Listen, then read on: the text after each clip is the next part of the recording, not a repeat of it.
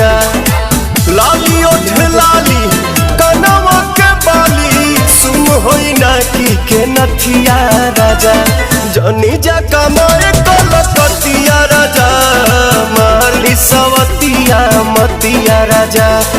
जनी जा कमाए कलकतिया राजा मारली सवतिया मतिया राजा।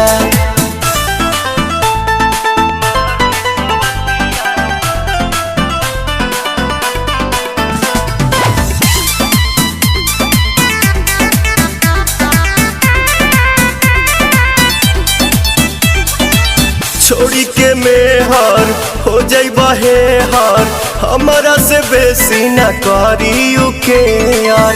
तने ना ए राजन इज्जत के हानि करे पैसा जियानी करे केहू के ना सोट बंगाल के